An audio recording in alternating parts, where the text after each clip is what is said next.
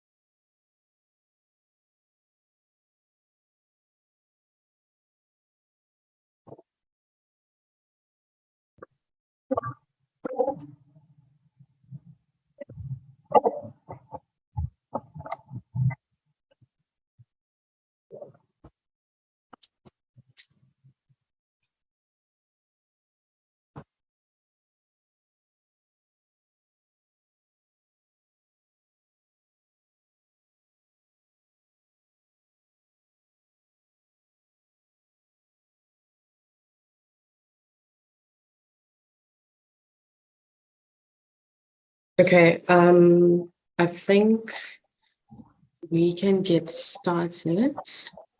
Good morning once again. I hope you're having a lovely day, all of you. Welcome to our webinar this morning on the importance of registering for UIF. I'm just gonna go through who we are and introduce the speaker, and then we'll get right into it. So our speaker for today is Star Bongo, who is an audit senior at Bryn Mawr. She specializes in payroll, in audits, and in performance management. And Bryn Mawr is dynamic and professional accounting firm that is based in Midrand. And we have branches that are in Zimbabwe and in the UK as well. And we call ourselves accountability partners as we live by this daily. Some of our services include secretarial, consulting, audit and audit readiness, internal audit, payroll services, human resources, tax services, accounting services as well. So let me just, there are a few more people that are joining in right now. We are ready to answer any of your questions, should you have any, so please just note them down, and you're welcome to use the chat. If you think you're going to forget along the way. So without further ado, Star, can you please go ahead? For those who just joined us, good morning. Star is an audit senior at Bryn Mawr, and she specializes in payroll, in audits, as well as performance management. All right, thank you so much, Hazel. Hi, everyone. Welcome to our webinar for this Friday. On our key objectives, so we're going to talk about who the UIF is, who is required to register for the UIF, how do you as an employer claim, and how can you assist your employees, and then what happens if an employer doesn't file for the UIF. And then we're going to talk about the practical challenges that employees face when they are claiming for the UIF. And then we just summarize the key compliance requirements for your business. And also we're going to talk about the importance from the employer perspective and the employee perspective, and then just a conclusion on the consequences of not filing for the UIF. So we just want to get to know you. What description best fits you? Are you a business owner? Are you an employee, or you are other? So I'm just going to give you 2 minutes if you can go through the quiz, and then, yeah, and then we'll take it from there.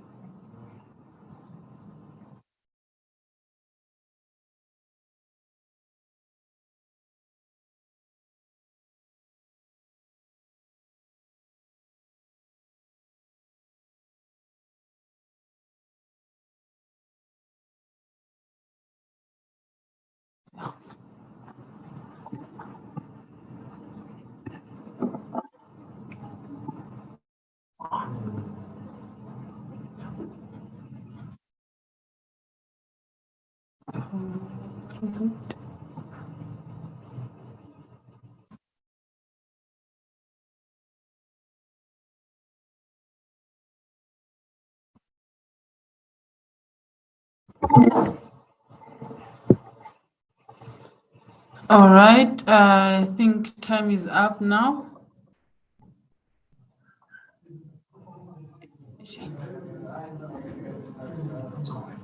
Okay. On to the slides. Who is the UIF? So the Unemployment Insurance Fund is a short-term relief insurance established by the South African government. It offers short-term and financial assistance to eligible workers facing specific situations. The situations that it covers, so it covers employees when they're unemployed, when when they're on maternity leave, when they are adopting a child and they need to be off, when there is parental leave or illness, and also when there is a death of a contributing family member. So when that happens, the UIF can support the dependents for a limited period of time. And then who is the UIF again? So the UIF system is governed by the following legislation, which is the Unemployment Insurance Act of 2001, which is short for the UI Act. Also governed by the Unemployment Insurance Contributions Act of 2002, the UIC Act. These acts provide for the benefits to which contributors are allowed and the imposition and collection of the contributions to the UIF respectively. And it came into operations on the 1st of April 2002. So previously, before 2002, there was no UIF, which meant that if someone is laid off, if they're sick, if they're on maternity leave, you wouldn't have any other backup income. And this came into effect to say that, so we because individually people are not interested in taking to have insurance against their income, but this then became something that was waging between when someone loses their income, they don't immediately lose their income. Who's required to register with the UIF? So you are required by law to register with the Unemployment Insurance Fund and contribute towards the fund if you have employed people for more than 24 hours per month. So the minute you have an employee and they would have worked for more than 24 hours, you need to register immediately when you note that an employee has worked for more than 24 hours. So employees don't need to directly register for the UIF. You as an employer are going to register them when you're doing the UIF returns, which means that when you're filing the returns for the UIF, you put on their details, which is the ID, their address. You're also going to put their names and surnames, and then you file. So that's how they'll be registered for the UIF, and then that's how they'll be linked to the company. And then the employer responsibility, employers with workers exceeding 24 hours per month must register. And then during registration, employee information gets captured in the UIF system, like I said. Okay, so not everyone is required to register with the UIF.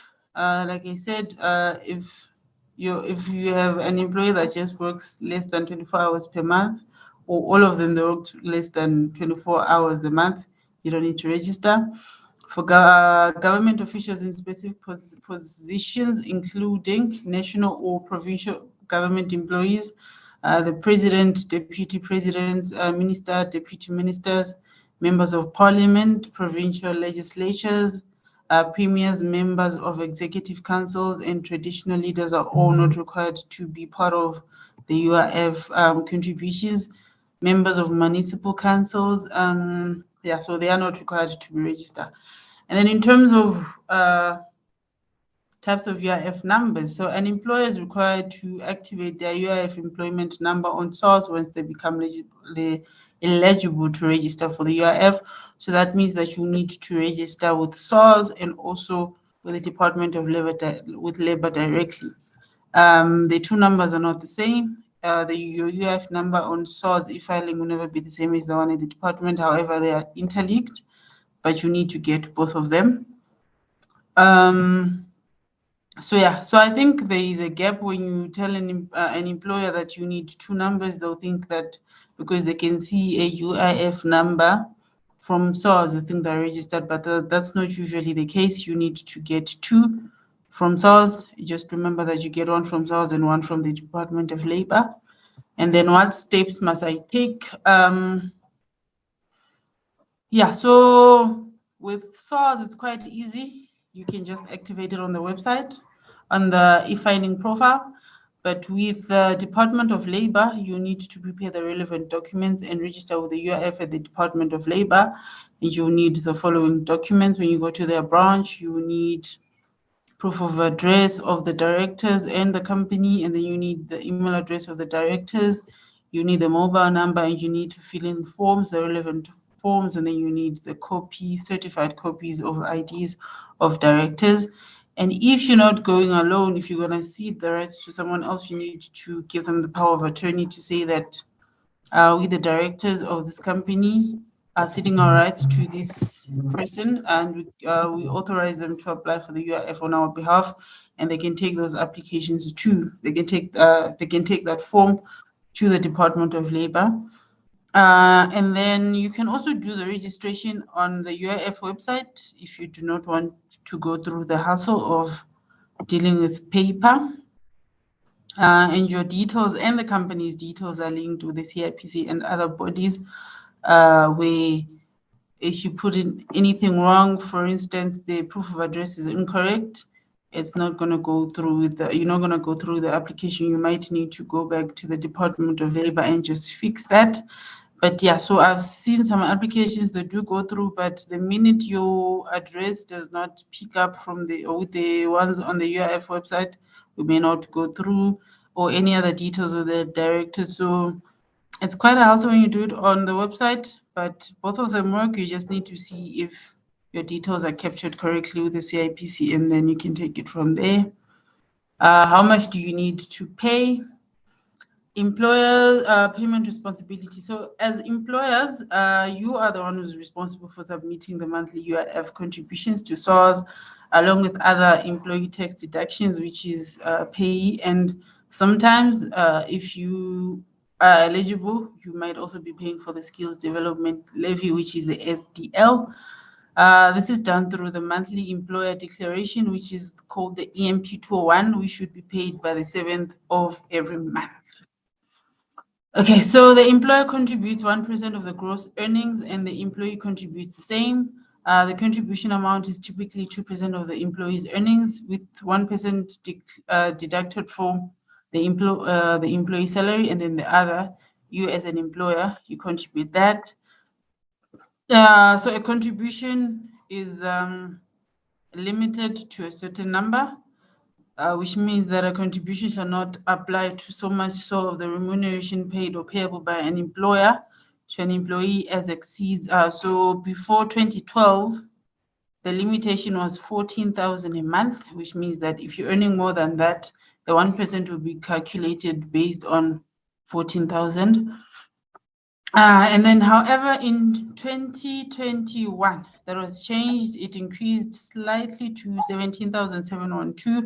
So that means that the employee will contribute about 177.12, and then the employer will contribute same, which equals to about 354 in a month for each employee, should they exceed the threshold of 17,712 in a month. So what happens if the employer doesn't file for your UIF? So what happens is that in as much as the UIF is independent, it's not really independent. So they interlinked with SARS, which means that because it's also part of taxes, it's also considered some sort of contribution or tax. It's under Chapter 17 of the Tax Administration Act also applies, which deals with offenses committed under a tax act. It also applies to the UIC Act. So an offense is committed if a person or an employer fails to submit returns or the required documents to SARS. So what happens is that sometimes SARS may actually select you for an audit, which means that all the documents all the salary documents, which is the employee summaries, the pay slips, the employment contracts should be kept safely, so that should they pick you for an audit, you should submit them as soon as possible. They do not have quite a long time. They don't give you a long time before you submit. They could tell you that within 2 days, can you please get the documents that require. So you need to have them readily available, so that the minute they ask for them, you can just issue them. And then another offense is if you fail or you neglect to deduct or withhold or pay withhold or pay to source contributions to the UIF. So this means that if you've got employees that have been employed for more than 24 hours in a month, and you're not deducting or you're not withholding this the UIF, you are neglecting your duty to deduct. You could be it's an offense. And if you also if you withhold the tax, which means that you would have still paid the employee their net salary, but you're still not paying that to SARS, it's also an offense. If you also neglect to furnish or produce or make available any information, I spoke about that. If you fail to register or let SARS know of any changes in registered details or keep records as needed. So here, if as an employer, you change your details, which could be your address, your directors, or anything of that nature that is needed by SARS, you need to notify them immediately and change your details, whether it's via e-filing or so usually via e-filing, and you need to update those details as soon as possible. If you also submit a false certificate or statement, or you refuse or neglect to take an oath or make a solemn declaration, those are considered as offenses. You might also face financial penalties, which means that should you not pay over contributions, SARS is gonna penalize you for late payments. They're gonna give you a penalty and also interest charges on the back payment. Also, there's a potential back payment. So if an employer may be required to back pay your UIF contributions, which means that if you're not contributing for 2 years, you still need to pay it back when the time is required, or when SARS then does an audit for you. Your UIF eligibility for an employee. So not having employer contributions may affect your ability to claim certain UIF benefits if you become unemployed and encounter situations covered by the UIF. So should your employee maybe get let go of the organization, they will not be able to apply for, they will not be able to claim the UIF benefits. And then there's also I'm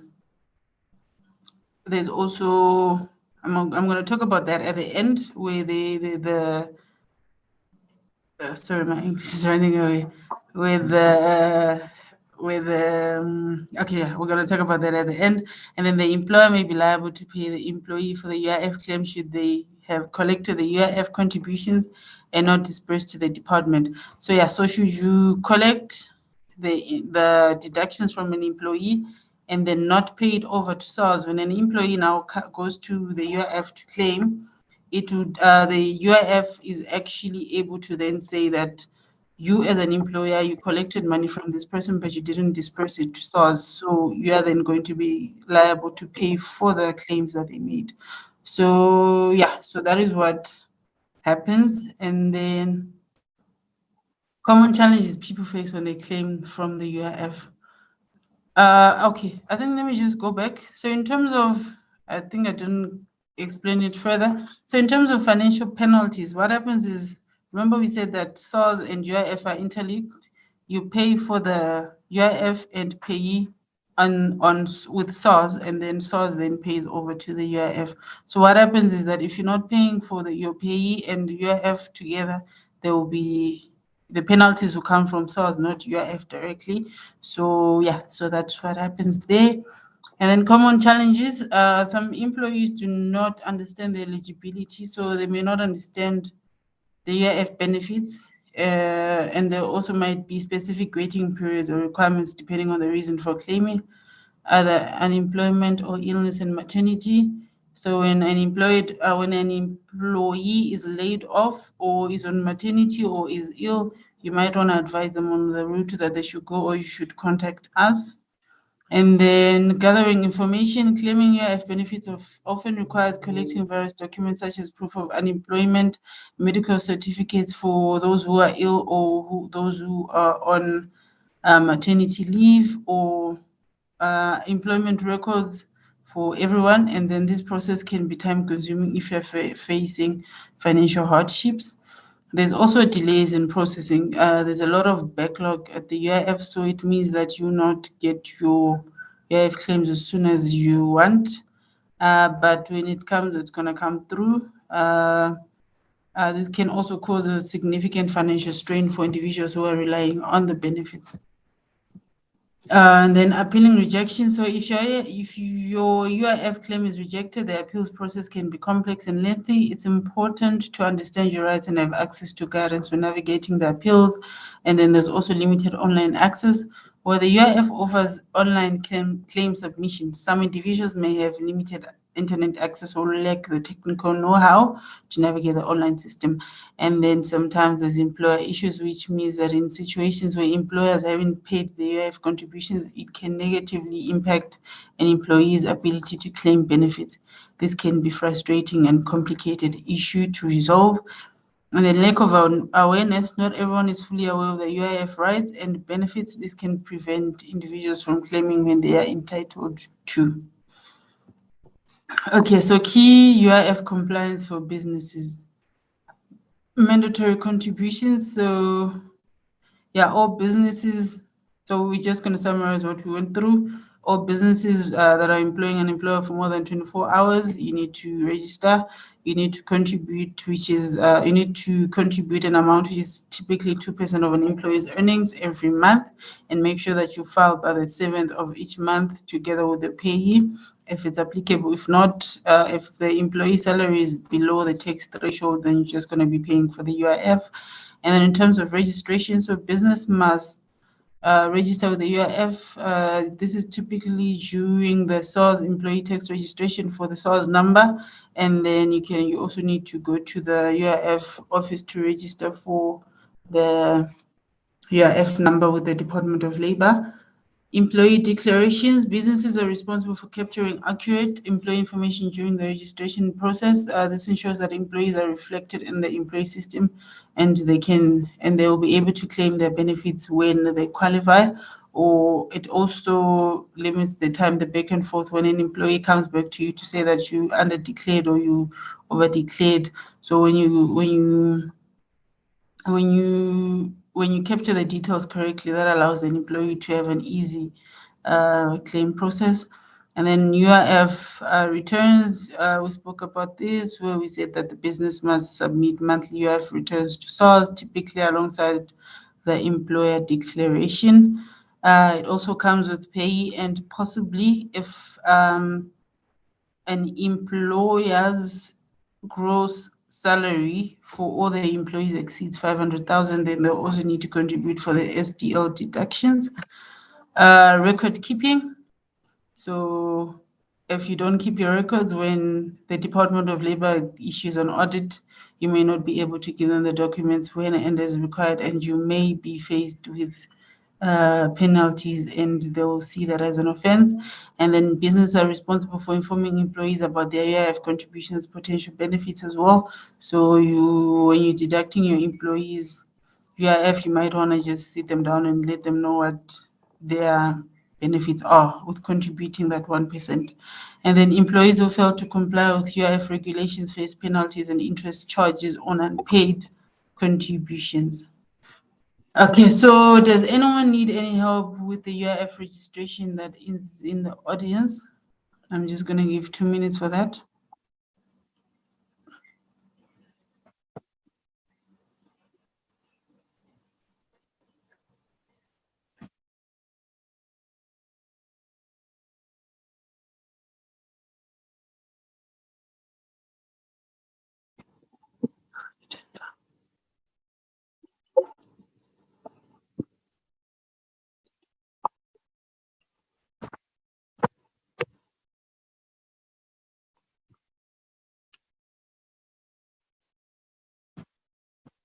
Okay, so if it's a yes, then you can send us the details. The email address is in the chat. Okay, on to the next one. So the consequences of not filing, we spoke about the legal repercussions, which means that the Income Tax Act, the Income Tax Administration Act is gonna find that as an offense, and you may face fines and penalties, and you may need to make back payments for the past, and then there might be legal action. So in extreme cases, the Department of Labor may pursue legal action against non-compliant employers. Impact on the employees. So employees who haven't had UIF contributions paid on their behalf will be ineligible to pay if they become unemployed for ill or encounter situations covered by the UIF.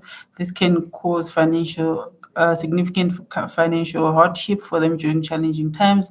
And then it might also decrease employee morale. So when employees discover that their employer hasn't been paying the UIF, it can damage the trust and morale within the workforce. So if I'm going on maternity leave and I need to claim with the UIF and I'm told that my employer is not contributing, I don't think I'll be happy with my employer, considering the fact that they are deducting that money from my salary. And then difficulty in hiring. So if it's such an extreme case whereby the Department of Labor has taken legal action against you, it might have a negative impact on your image. And then with audits and investigation, the Department of Labor may conduct audits to investigate UIF non-compliance. This can be time-consuming and stressful process for the business. And also just remember that the Department of Labor doesn't really give you time to sort out your issues. They will just tell you that, you know what, we need this document by this time. And if not, then it's going to result in non-compliance as well. So you do not want that to be part of your problems. So yeah. And then in terms of the importance of filing for the UIF, your employees and the benefits. So for employees, there is financial security, which means that should they become ill, they still have time, they still have money to put food on the table. And then when they're on leave, maternity leave or parental leave, they have financial support that will help them, that will cover them should they lose their job. They'll be able to meet their basic needs while they search for their new job. And then peace of mind, knowing that the UIF coverage can give employees peace of mind and reduce stress during challenging life events. And it also improves morale when employees feel that their employer cares about their well-being of providing UIF benefit. It can boost morale. And then for employers, reduced absenteeism, compliance or reputation, it could also improve employee relations, and then it will give the employees, it will also give the employer access to government grants. So as we've seen previously where we had COVID, employers that were compliant were able to apply for the UIF and get the TERS, they were able to claim TERS and actually pay their employers when they were facing financial difficulties. So that's one of the benefits.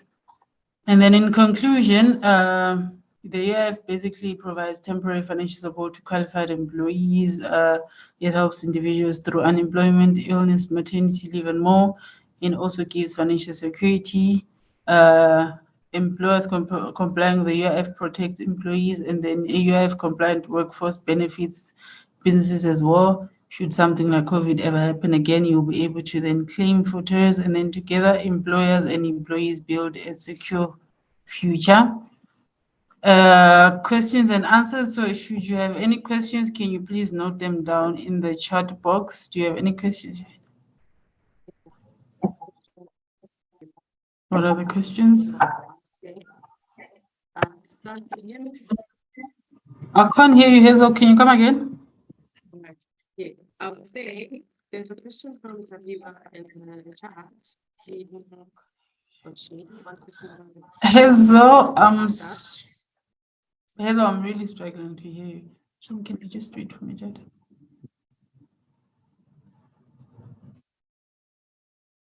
I don't know what's wrong with your mic. I can't hear anything you're saying. want to ask, how does one register employees? Is there a direct email to, and what are the requirements? What are the required information? Register employees. Yes, for UIF. So what you need first is you need to register with the UIF. You need to have a registration number, and from there, then you can create a profile on the UIF Labor with the Department of Labor's website, and you can then enter the employee's details, which is their ID. You need their ID number.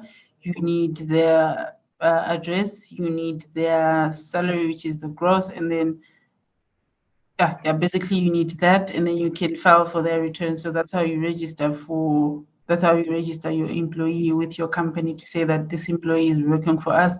You can register them on your UIF profile. Another question? Yeah. So it's asking when doing monthly UIF submissions online, does overtime form part of the course? Over time, it sometimes does, so depending on the threshold, because we said that it's your gross, the 1% is calculated on your gross earnings. So should your gross, so basically let's say yes, as long as it's above, if it's below 17,000, the threshold that we spoke about, then it's going to fall part of it. Otherwise, we're just going to declare on the 17,000. So yes, it is part of the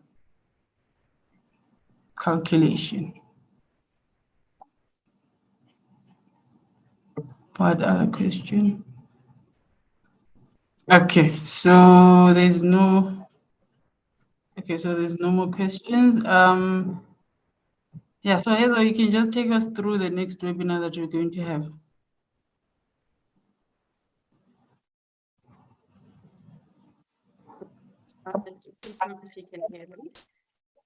Yeah, we still can't hear you. So in the next webinar, we're going to talk about understanding tax regulations and for businesses. So we'll include VAT, income tax, and international tax considerations.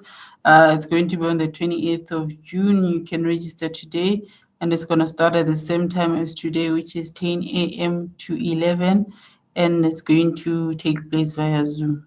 So yeah, thank you everyone for joining us today. I hope that this was meaningful to you. Yeah, thank you. And then you can connect with us. Our phone number is on the screen, and then you can email help@brandmo.com.